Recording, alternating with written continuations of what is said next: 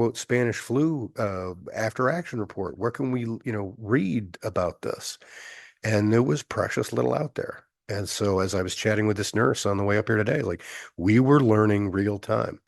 That's expensive, right? That's when government gets expensive.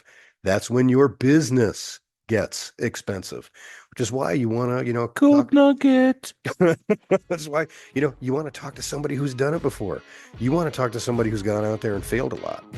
Welcome to the Small Business Safari, where I help guide you to avoid those traps, pitfalls, and dangers that lurk when navigating the wild world of small business ownership. I'll share those gold nuggets of information and invite guests to help accelerate your ascent to that mountaintop of success. It's a jungle out there, and I want to help you traverse through the levels of owning your own business that can get you bogged down and distract you from hitting your own personal and professional goals. So strap in, adventure team, and let's take a ride through the safari and get you to the mountaintop.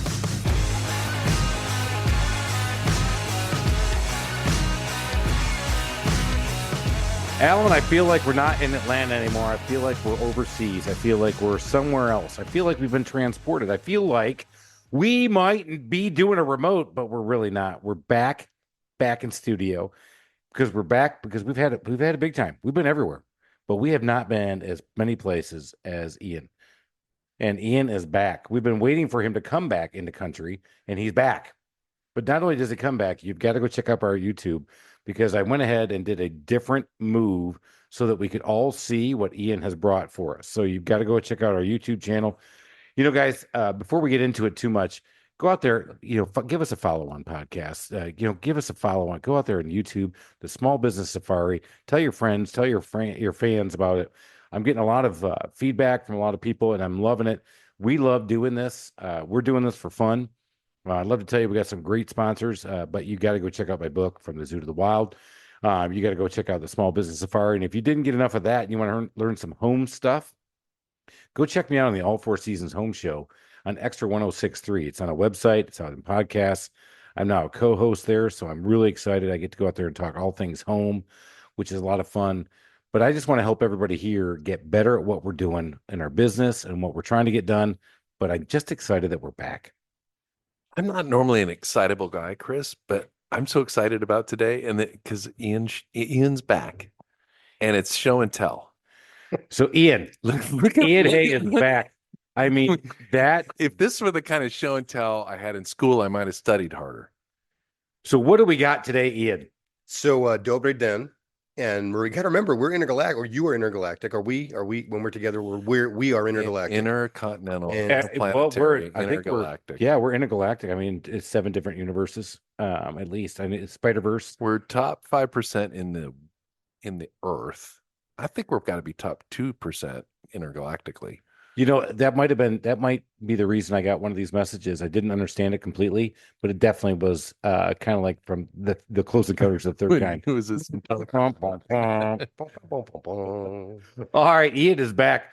Ian, you have been all over the world since you were last here on our podcast. What do you bring for us today? So Dobry Den to the adventure team. That's good day from the Czech Republic.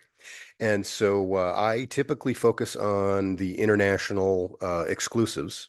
So what we have here is a 4 oak Lafroig, which is very smoky, and an unbelievable Ardbeg, which is, I think it's Côte d'Ivoire. What is it?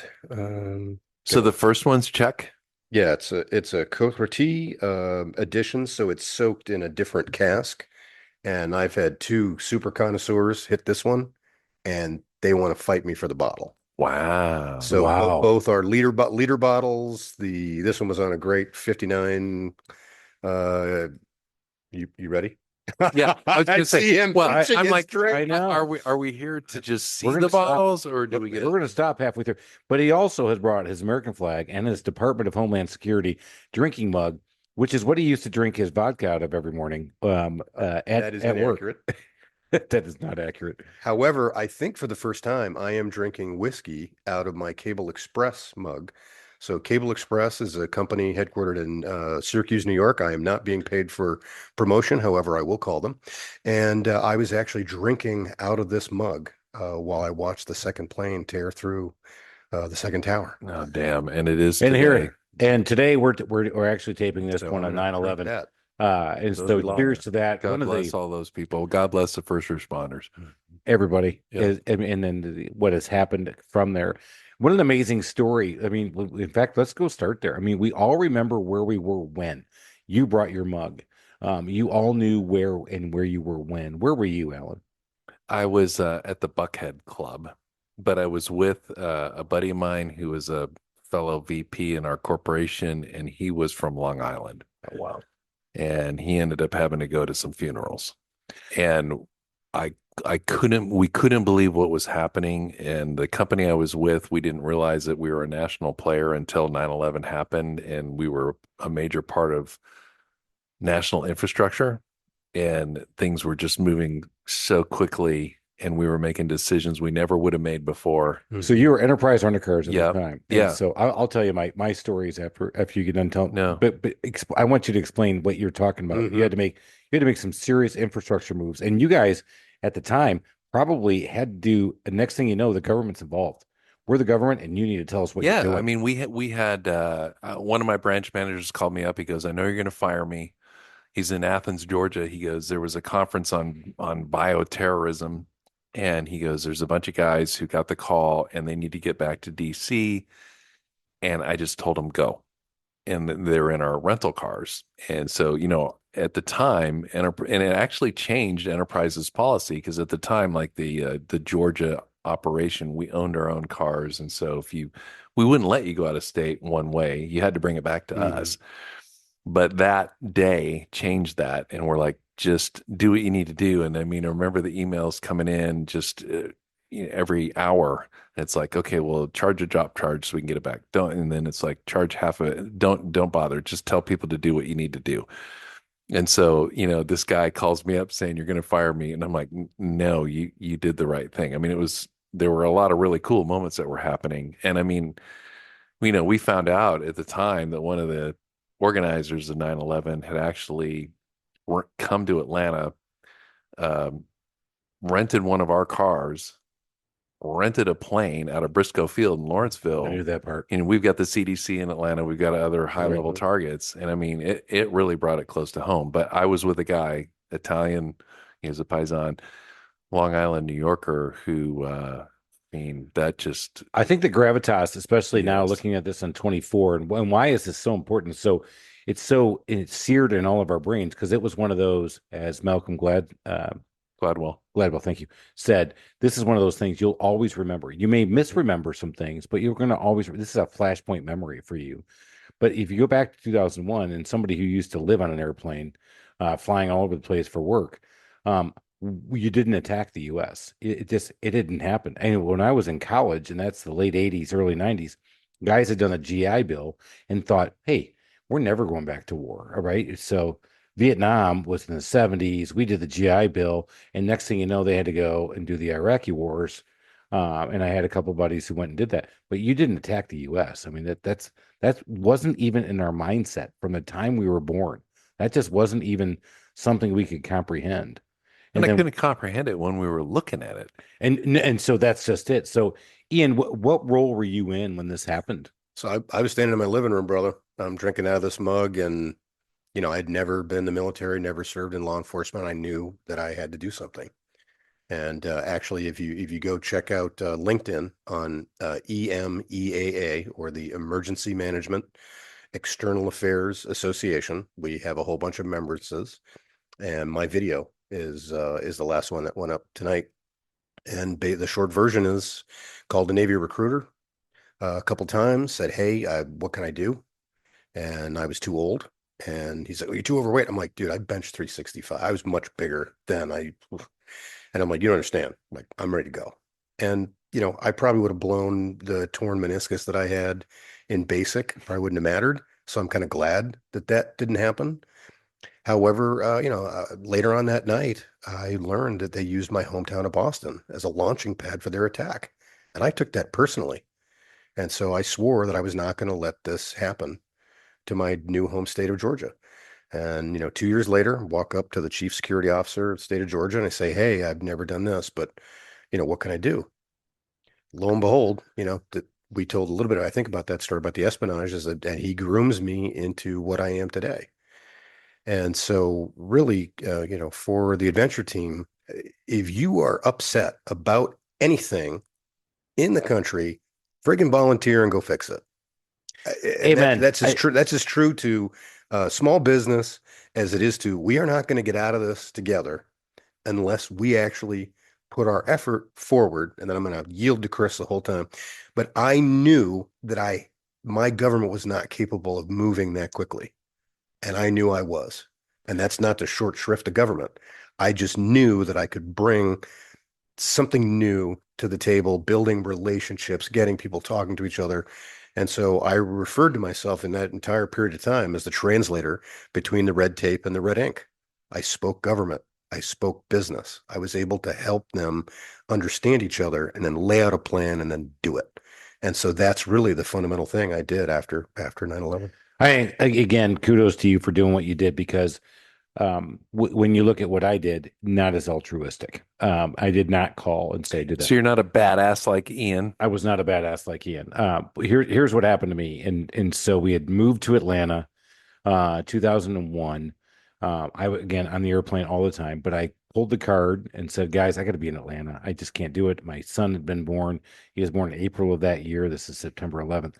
My wife is here. My 3-year-old, my new, not even 1-year-old, is here. And that morning, I was in town, and this is an odd thing. My wife hadn't known me to be in town, and so for 2 months, I got a chance to be in town. This is my second month in there, and I picked up a gig at SunTrust, which is a local bank here in Atlanta.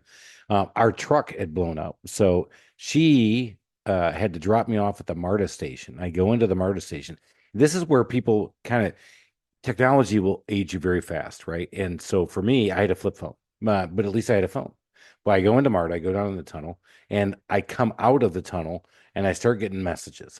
And Nicole says, she left a message saying, "Hey, this is," she goes, "Can you believe a plane just hit the Twin Towers?" I said, and I know, a little bit about aircrafts. And I was like, "No," I said, "that doesn't compute." I said, "That did not come from any of maybe one of the small aircrafts blew it." I said, "But no, that never would happen." And so I keep going, and I get another call and another call, and another call. And my team is flying in from consulting from Boston, from New York, from Dallas, from LA, all to come to work at SunTrust. And they come in, and I said, "All right," they're all younger, and I hear they're looking at me like, "Hey, let's have some direction here." And I'm like, "Yeah, we're going to go into our staff meeting. Let's get started." And we go in there, and their phones start blowing up, and just like everybody else. And you just start looking down, and you're like, and our computer screens all froze with a tower burning. So they looked at me and said, "Now what?" I said, "All right, we're going to break from the meeting." I said, "But there you go. At least, it's incomprehensible that you think the tower is going to fall. That's impossible from a small airplane," because that's what we were told. Yeah. So you think about what happened. And again, when you don't know this is happening, what were we? We were just a bunch of sheep in there. We had no idea what was happening. And, the panic that started to ensue across the group. And you're like, "Okay, everybody just calm down." And see, look, the tower's still up. Well, little did I know that our feed had stopped 25 minutes ago. So we go down into a hotel and we start looking at the screen, and then we see that the towers have fallen. And then what are we told here in Atlanta? CDC is the number one target. Everybody needs to scatter. And so I didn't have a car. And I went to our partner at the time. I said, "Hey," he goes, "Well, we're going to have a meeting." So I'm downtown Atlanta until 3 o'clock in the afternoon, meeting with my partner while everybody else is scrambling to get out of there. And where are we? Oh, we're like 5 miles from the CDC. I'm like, "Okay, this is good." And CNN's the other 5 the other way. Right. But then I went home that night, and you have your kids at home. My wife got the kids at home. We're there, and here in Atlanta, we have a lot of air traffic, right? And we're over a flight plan. There were no airplanes. So weird. And it was like eerie, right? So when you go back to those flashpoint memories that we all have, I don't think people realize it at the time. And I remember years later, my daughter had a 6th grade trip up to DC, and we go to the 9/11 museum, and we start looking at stuff. I'm like, "Oh, she'll clearly remember this." And it was history. Just like for a lot of us, Vietnam was history, and the Iraqi wars now are probably history for a lot of people. But this is so seared in all of our memories and so visceral and so viral. So when it comes up and you see people just react like you did, you said Paisan and you had to go to funerals and you said, hey, I'm going to join. I mean, it's a big deal when a flashpoint thing happens like that.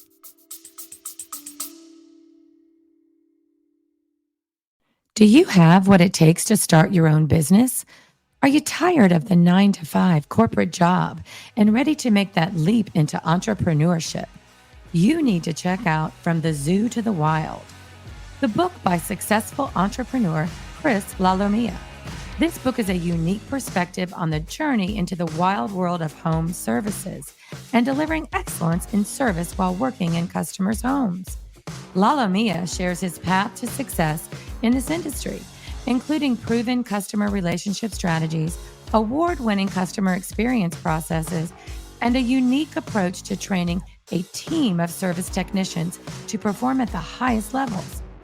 Whether you're a small business trying to scale or a franchise operation, From the Zoo to the Wild will give you the mindset, habits, leadership style, and customer-oriented processes to succeed as a small business owner in the world of home services. So if you're ready to take control of your future, get a copy of From the Zoo to the Wild today, available on Amazon.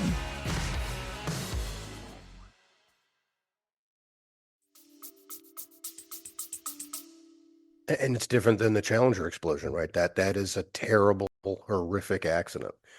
It's different when it's an attack. It's different when it's Pearl Harbor.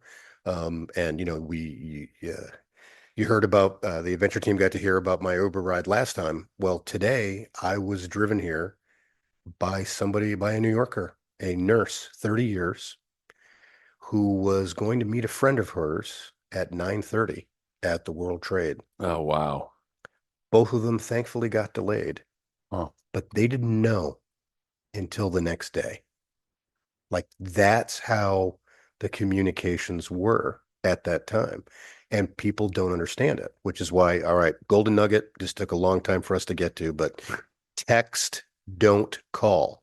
In an emergency or a disaster, you always want to text, don't call. For example, when I got 30 people into a tornado shelter at the Whole Foods at the corner of 285 and Roswell Road, by sending that text, you guys can actually find me. And if I don't report to you within an hour or two, you know that I'm missing and we better go find the 30 souls Ian told us that he had in the tornado shelter at Whole Foods, or what's left of it. And what people didn't realize at the time is that I think 7 people died in Dunwoody, 5 or 7 years earlier in a tornado. But back to 9/11, yeah, I mean, that was the state of communications. And what bothers me is that I want to flip on whatever news channel I watch in the morning on 9/11, and I want to watch the entire thing go at the timeline. I have all the times in my phone. They pop up. I used to post things and schedule them for my social media. I had a doctor's appointment today.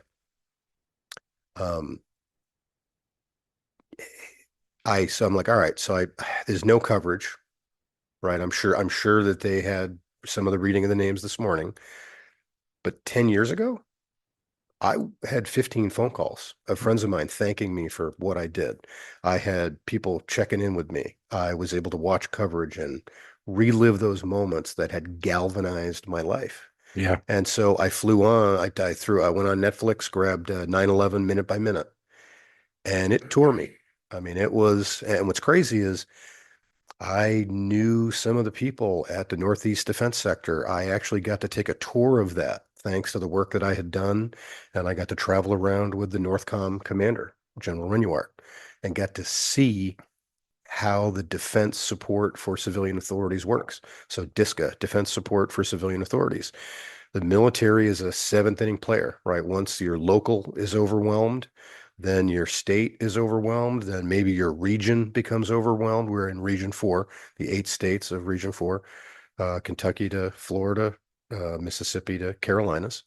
And that was the state that I was given responsibility for under Secretary Ridge's program. So let's go back to 9/11 because I mean we're going to talk business eventually, but again back to gold nuggets.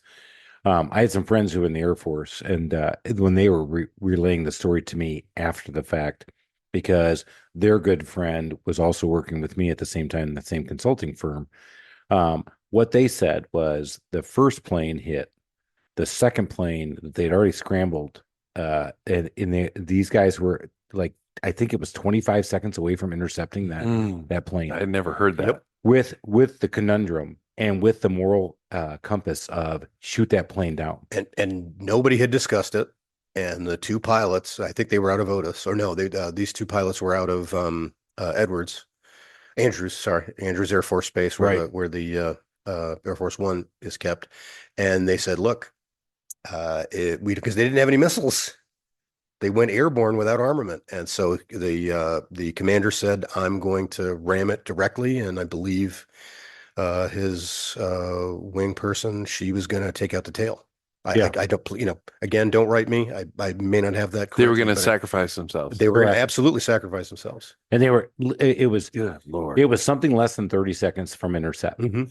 And when you think about how quickly they scrambled, and then the other thing you heard, at least again from the guys in the Air Force, was how quickly they grounded every aircraft in the U.S. Think about this for a minute. Oh yeah. At any one point in time, there are I don't even know the number, but it's insane. These many aircraft in the air, they had them on the ground within, I think the answer was 10 minutes. Like where they were at least coming in totally grounded within 30 minutes to an hour of total ground, but everybody had been directed within 10 minutes to hit the ground. Yeah, I think that they made contact, right? They knew who all the friendlies were, and everybody was taking commands. I just can't remember what the timeline was. So I'm sliding my glass over there. what's amazing about that story is I don't think people can realize, especially, and I've talked to other business owners. I said, when you think about this, and we grew up, a lot of us with Depression era parents, grandparents, right? Who said, "Oh, we had it so hard." I said, "So here we go," and we start a business. And what happens in 2008?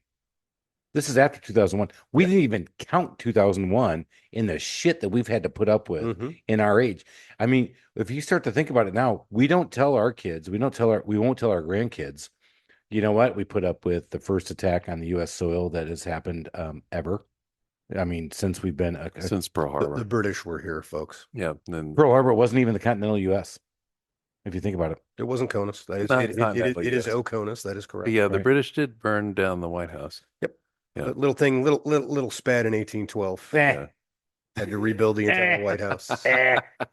Again, my people. Bastards. What can I say? Well, then 2008, we say, well, they had the Great Recession. Well, what do we have? Well, they had the Great Depression. We had the Great Recession. And we talk about that. And then we had to put up this thing called a pandemic. Unheard of since 1912. So as a business owner, if you've been running since 2000, look how much shit you had to put up with. And so I started in 2008. You started before 2008, Alan. And you just look at what we've all put up with. But why don't we do the old, you know what? That's what we do. We're tough. We don't get credit for that. I don't want credit for it, but I'm just saying we don't talk about it. You kind of have a look like you kind of want credit. No, I don't. You look a little bitter. No, I'm not bitter. I'm more bitter about I will say that the PPP was. I'm not bitter, but the PPP, I'm the government and we will help. And they gave us money after COVID. I didn't think it was going to happen. I sat there the whole time and went, bullshit, I'm not doing it. And then I went, I could have made it. But my guys, I laid everybody off anyway. So I brought them all back and paid them all back to do it. But that's the first time we said, you know what? All right. I kind of like what the government did.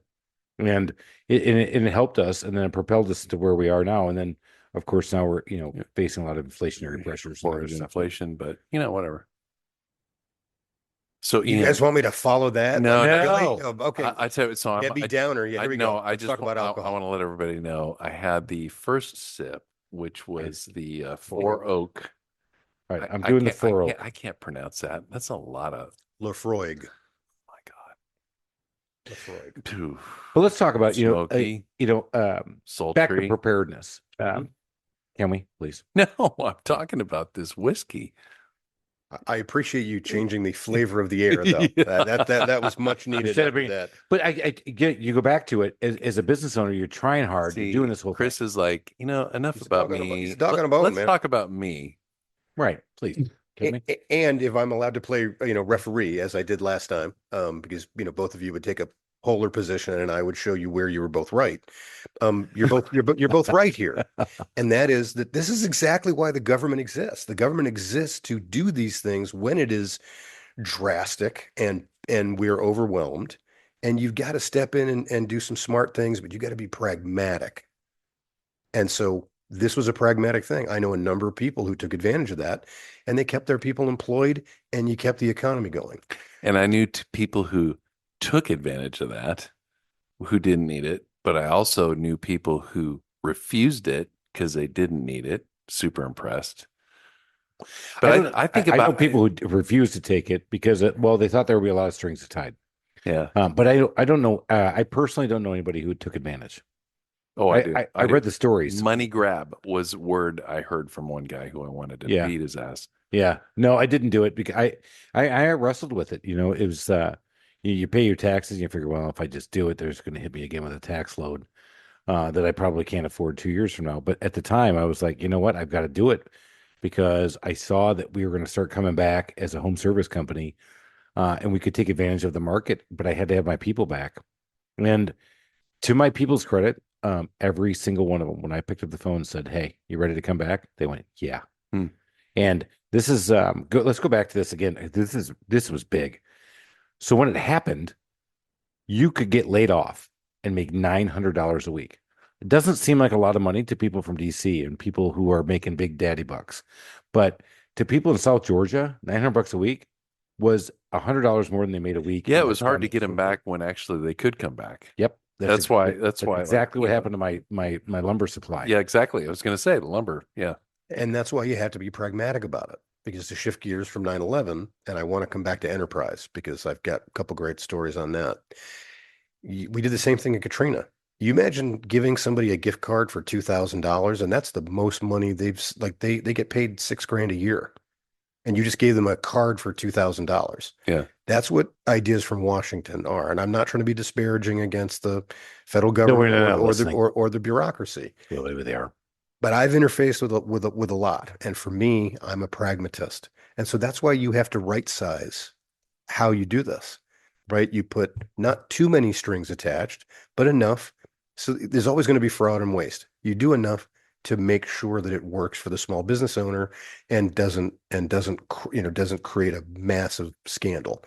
Look at what Enterprise did. Just send them. And I had a whole bunch of people who were beneficiaries of that. They drove from Chicago. They drove from Florida. They drove because they could not fly because they weren't going to fly. And as Chris said, like that, the moment we went back to air travel, I think I was on Stone Mountain. And of course, we get a lot of air. I mean, if you just sit outside in Georgia, you will hear an airplane, whether it's small or commercial. Yeah, for those in the every 15 galaxy, minutes. it's the busiest airport in the world. Yeah. Right, intergalactic. That's right. And so you're going to hear an aircraft. And so to hear that first aircraft after the grounding post 9/11 just was so jarring. And I remember it. I believe I was on Stone Mountain. I'm like, whoa. And so again, you got to be pragmatic about what you do. And it's the same thing about preparedness. And it's the same thing about your business. Figure out what you can do and then do that. And so, when you think about the pandemic, did you even know there was an 1800s pandemic? I didn't know. And I'm a preparedness guy. And so I'm like, where's the after action from the 1800 pandemic? The Spanish flu? Well, no, this is before that. Yeah, no, I know. 100 years prior. And then I'm like, hey, what about the quote Spanish flu after action report? Where can we, read about this? And there was precious little out there. And so as I was chatting with this nurse on the way up here today, like we were learning real time. That's expensive, right? That's when government gets expensive. That's when your business gets expensive, which is why you want to, gold nugget. That's why, you want to talk to somebody who's done it before. You want to talk to somebody who's gone out there and failed a lot. Make a lot of decisions, take a lot of actions, and just learn off of what you get.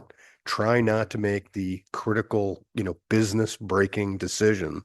And really just, talk to a lot of people and get a lot of great advice. All right, Ian, last time you were here, we did a lot of quoting from Sir Winston Churchill. AI is going to pick that up right now. Sir Winston Churchill. Your favorite phrase last time I remember asking you this, and you're like, I can't do that. Right. So I was we had a couple of beauties last time. He did, though. Yeah. But a lot of those was about a guy who had to lead through this kind of same thing. His country, you go, well, England's always been under attack, right? They've always been the aggressor or the aggressor, people taking it. But when this went down, the Blitzkrieg and everything else, you think about that. That's what 9/11 was. And that's what sometimes business feels like, is like you're overwhelmed, it's coming in, and where do you go from there? So some quotes from him, some actions you saw from him that you would say, you know what, you should do this every time in your business anyway. So I don't know that I have a quote. I do have a methodology, let's say, because I can tell you yesterday, September 10th, that was my day. I could not get anything done. People kept calling, people kept buzzing me. It was brutal. And that is when you just say OBE. That's overwhelmed by events. So OBE is you're overwhelmed by events. And this happens in military operations, it happens in emergency management operations, it happens in business. And that is when you just have to either close your door or just pause everything, go out in nature, gather yourself, and then figure out, what am I doing? I call this 20-minute planning. Just like, I'm going to take 20 minutes and I'm going to write down all the things that I'm ticked off about, which, Chris, take that. Just kidding. 20 minutes won't make it happen. Not nearly enough time. And then just like, what am I going to do about everything I've and then just look at what you've captured and what's in your control, what's out of your control, separate those, and then pick 3, right? Take 3 actions, do 3 things, and then see what you get. You could also say, these are the 3 things I'm absolutely not going to do, right? I'm not going to go home and start drinking. I'm not going to do this. I'm not going to close my business. Tomorrow will be better. And that, that's is that our 3rd or 4th gold nugget? I don't know who we're counting, but anyway, I don't know, but you said 2 things I would never do. What's that? I'm going to home and not going to drink. I'm like, nah, I'm kidding. All right. I didn't say you couldn't. I was just saying, like, right at that moment, but hey, no, that's true. I mean, but it's hard to separate yourself from the moment when you get sucked into the vortex. If you think about this, right? And we're actually here at 9/11 and here in Atlanta, and we have a hurricane coming through yet again to New Orleans, which I know is near and dear to your heart because of what you've done. But when you're in it, it's hard to separate yourself from right now and get yourself out of it to make a good informed business decision. So how do you really get yourself out of it? And this is where I was saying, I think, with Churchill, I think you have a methodology, right? So he would take a nap in the middle of the day. That gave him 2 days. I take a 20-minute nap every day, whenever I can. There are times like. What do you mean it gave him 2 days? So basically, he starts his morning and he's slowly sipping his whiskey and slowly smoking a cigar throughout the day. By the way, I have to say, have you ever seen the video of the 2 guys that just tried to drink during the day what Churchill drank every day? No. Oh my God, it's hilarious. You got to tell the story because I've never I was going to say, say more. I mean, so it's very well documented that Churchill would consume, and he had a lot of cigars and and sometimes it was watered down whiskey, just kind of get things going in the morning, and it was champagne at lunch and blah blah blah. And then he's got these massive big ass dark cigars throughout the day. And so these 2 guys just said, we're going to be Churchill for a day. And I mean, they didn't even make it to the afternoon, and they are just absolutely wrecked. Well, no way. They were probably hitting it a little too hard, because you got to remember, his cigar would extinguish while he's drafting, or he's right. I mean, I'm not an expert and I haven't seen this thing. However, my understanding was he drank throughout the day, but he's drinking whiskey with water. Because, well, here's your quote, because the water in India was not fit to drink. I believe Exactly. I believe that. You got to do it with the voice. You got to do it with the voice. Please. We're not doing that, because I'm already gonna take it in the teeth from all of my Indian friends and the entire subcontinent. So anyway, They can write me, and it's going to be a lot. Minor part of the Hey, galaxy. it's the Small Business Safari, Chris at the Trusted Toolbox. Please hit up Ian, and then I'll make sure it goes intergalactic. Exactly. And so here's the methodology. Sir Winston Churchill had multiple failures. Oh Right? God, yeah. Like multiple failures. He did drain a lake at Sandhurst to rescue his pocket watch, I believe. Not sure about that. I think that's the case. But that's enterprising. And that is what you are doing in your business. Be enterprising. Come up with a methodology or a process that somebody hasn't thought of.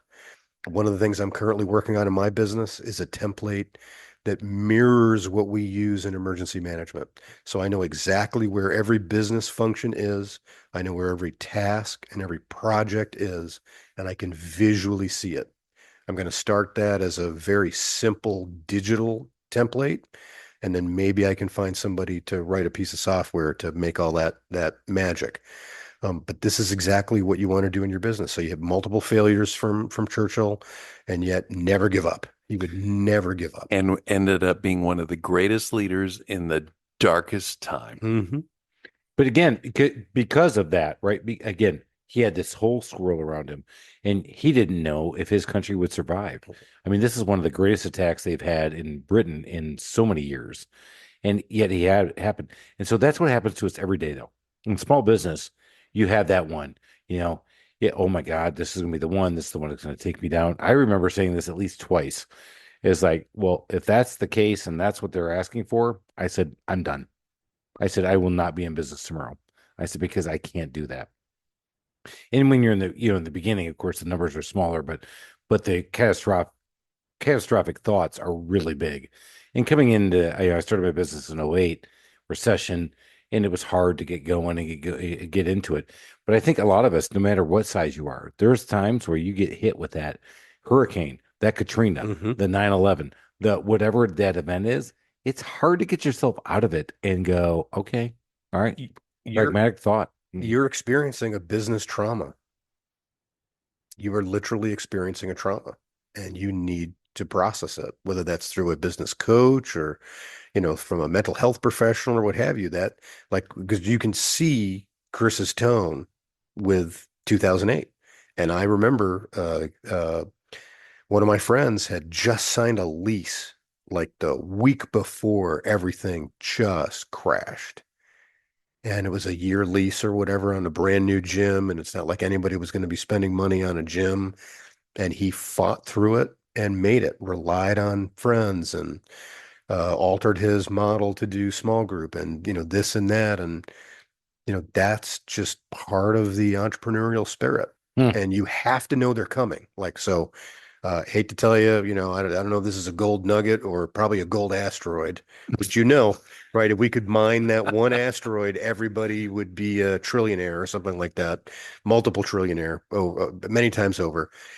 These things are going to show up in your business, so be prepared for it. Make sure you have cash reserve. Don't overextend yourself. Don't, right? And part of it's planning. And part of it is just knowing that something is going to come and throw you off 15 degrees. So you have to be ready for it. And that's the value of experience. It's the value of understanding history. And, we're time stamping this episode. It's 9/11 today. We had a shit show of a presidential debate last night. The country is in this mood where we're the most divided we've ever been. And I bet you if I ask Ian if that's the truth, he's going to say no. I have a better answer. Yeah. But I think back to 9/11, before 9/11, the country was saying this is the most divided we've ever been. And this one event made us just throw that all out the window. And we came together as Americans. It was amazing to see American flags in people's houses again.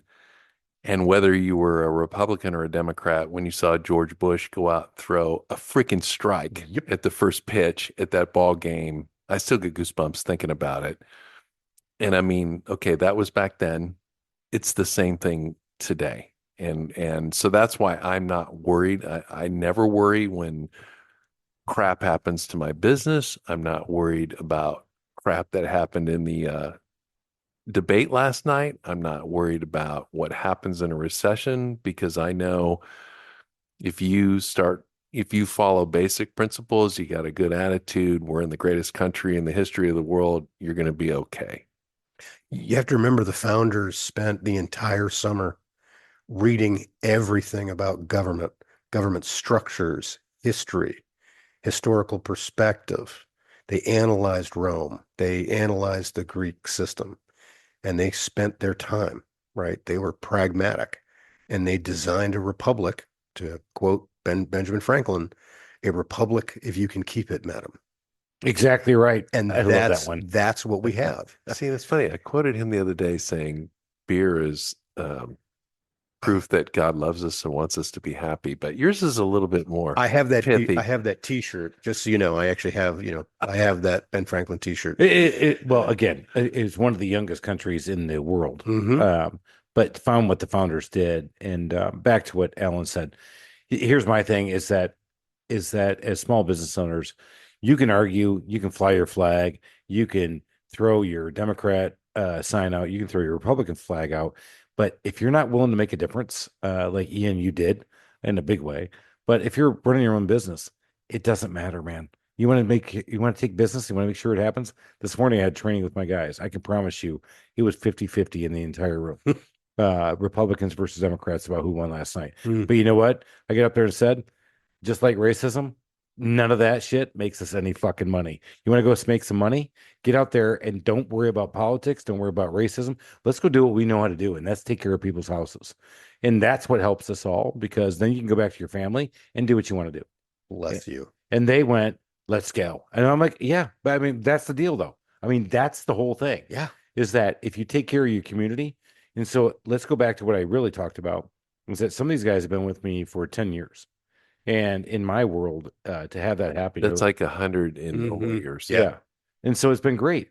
But when I talked about that, and again, we're black, white, Hispanic, actually a couple Eastern Bloc guys now, which is kind of cool.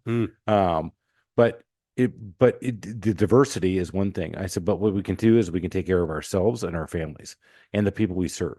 I said, we can't change the world. We can't change the government. We can't change Georgia.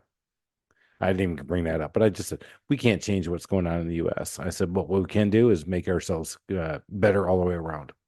Well, and you can do it by 1 millimeter at a time, right? And it comes from having an objective and then building a plan to achieve that objective. And I love what you said, because one of my favorite lines from the movie Hidden Figures is when Kevin Costner tears down that sign. He's like, at NASA, we all pee the same color. And that's really what we need to have. That we are all the same. What unites us is significantly greater than what divides us.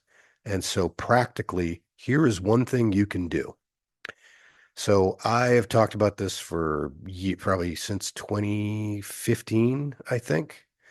One of the things I started with was in the cyber realm when I first volunteered to do whatever I could post 9/11. And so you've seen these Facebook memes, they're politically charged. That was probably written by a Russian intelligence agent named Yuri, and it's being promoted by Iran. And Yuri's not wearing pants. And I can't speak to that. And it's being amplified by China. And this is what we have to stop. Stop pushing these memes all over social media that divide us. Find something that you can work on in alignment, because that's the only way we're going to get out of it. Yeah, I think, amen, brother. When you talk about that, you can only take care of what you can do, and you can't also promote things that you don't even know where they're coming from. Mm-hmm. Excuse me. That's a great line that you talked about. All right, man, we're starting to come to the end of our another amazing episode. So you, since you were here last, you've hit a number of countries. Where are you going here in the future? So still not sure about the future. I'm actually considering focusing on domestic. I've got 6 states I need to finish. I've got the Dakotas, Wyoming, Idaho, Montana, and Alaska. Everything else I've covered. So I may do that mid fall here. I'm not sure, but had an amazing time in Central Europe. It was great to see the former capital of Europe, the Holy Roman Empire, and just really steep in the history. So that was a lot of fun. But I think what I'm really interested in moving forward, I spent all this time post 9/11 being a translator between the red tape and the red ink. And right now we have a new thing, AI, right? We've got artificial intelligence, and you've got one box of people who are like, oh, hell no. And you have another box where this is the tool they've been waiting their entire lives for. And I was much more in the other camp when I finally realized, this is a genius 5-year-old. And if I wanted to learn from anybody, I wanted learning from me. And so I have learned how to do some prompts and what have you. However, if you don't get vested and fluent in this language, you may be unemployable by the end of the decade, right? You're talking about thousands of driving jobs disappearing, thousands of administrative jobs, physical, manufacturing jobs could disappear. So even if it's only 15 minutes, fire up an AI program and play around with it. Get to learn how to use it, learn how to create prompts. And so I think that may be, aside from doing some high-level executive coaching for a handful of people, I think this is kind of my next frontier, is how are we going to get these two generations to talk to each other? How are we going to teach the folks that want nothing to do with AI how to interface with it, how to use it, how to make it pragmatic for them? And so I've got a couple of podcasts that I'm working on, and one of them is just it could end up being a 5 to 10 series podcast. So in your podcast, so are you talking to an AI person or? Well, he's a living being. However, in the demonstration, he shows how to do prompting and talks about, hey, my wife and I are looking to travel more. She's concerned about us running out of money. What do you recommend? A whole bunch of different prompts, and then ask me 10 questions, one at a time, informing your answers from each answer I give you. And we watched it populate. That entire thing was your prompt in the AI? No. But that's really, this is again, I don't think I'm letting a cat out of the bag here, but when you understand how to really drive these prompts, so give me a 3-paragraph statement, mention this, and this, tell it like a story, whatever. There are thousands of these types of templates. And that is where the real work of AI is going to get done. Because if you preload that, right, it's garbage in, garbage out. You preload those prompts, you get an amazing product at the end.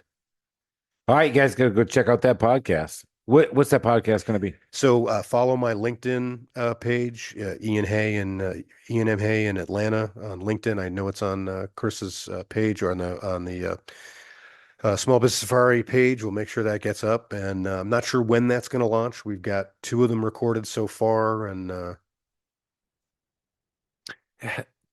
I'm sorry. I'm going to take a different direction. Chris, have you tried either of these scotches Ian brought? I tried one, and I'm going to try the other one, but I don't know if we have enough time. They are sublime. Are you telling me we're going to go right into our 3rd episode? Are we really going to? Because I think look, so.